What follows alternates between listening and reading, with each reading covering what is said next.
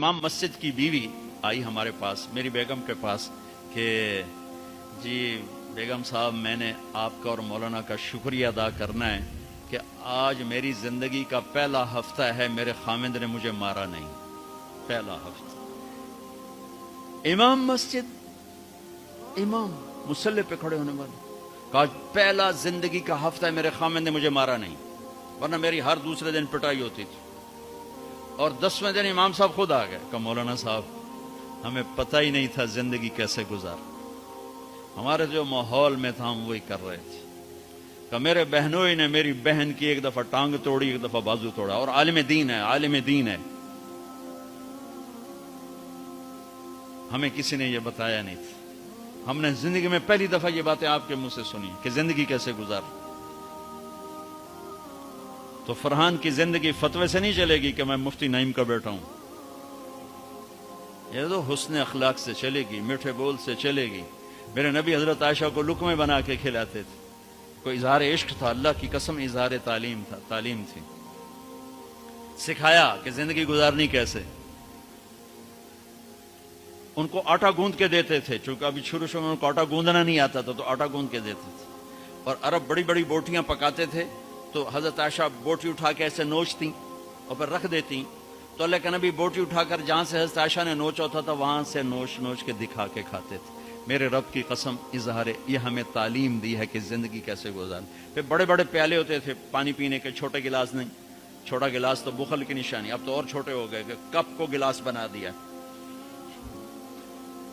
میرے بچپن میں مجھے یاد ہے اتنا بڑا گلاس ہوتا تھا، اور ڈیرے میں جتنے مہمان ہوتے تھے، کچی سڑکیں ہوتی تھی، مہمان کوئی ہمارے رشتہ دار یا دوست نہیں، راہگیر مسافر ہوتے تھے، ہر مہمان کو دودھ پلایا جاتا تھا رات کو. چونکہ جانور زیادہ ہوتے تھے تو ہمارا اکرام زیادہ سے زیادہ یہی ہوتا تھا، تو ہم سارے مہمانوں کو دودھ پلاتے تھے. تو ایک مہمان آیا ہمارے دادے کا زمانے کا، چاچا لال. اب گلاس چھوٹے ہو چکے ہیں، تو وہ جب نوکر نے دودھ پیش کرنے کے لیے نا آگے بڑھا تو اس نے گلاس دے کر کہنے لگا پتر میں نہیں پیندا.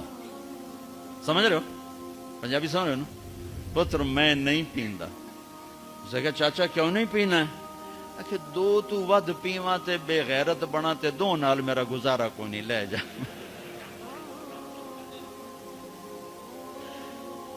تو بخل کا زمانہ آ گیا، چھوٹی چھوٹی گلاسی آ گئی. تو بڑے بڑے گلاس ہوتے تھے، تو اما عائشہ رضی اللہ پانی پی رہے ہیں، رکھ دیا. میرے نبی اٹھا کر جہاں حضرت عائشہ کے ہونٹ لگے ہوتے تھے وہاں ہونٹ رکھ کے پانی پیتے تھے. صرف تعلیم. جس ہستی نے اللہ کو آنکھوں سے دیکھ لیا ہو اس کو کسی چیز کی رغبت ہو سکتی ہے؟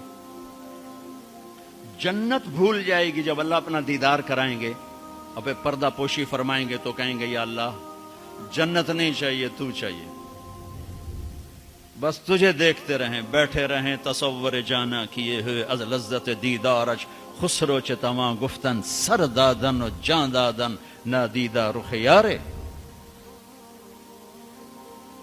امیر خسرو کہہ رہے ہیں کہ یا اللہ بن دیکھے تیرے لیے لوگ سولیوں پہ چڑھ گئے، آروں سے چر گئے، چھروں سے کٹ گئے. بن دیکھے تیرے عشق میں جب تجھے دیکھیں گے تو کیا حال ہوگا.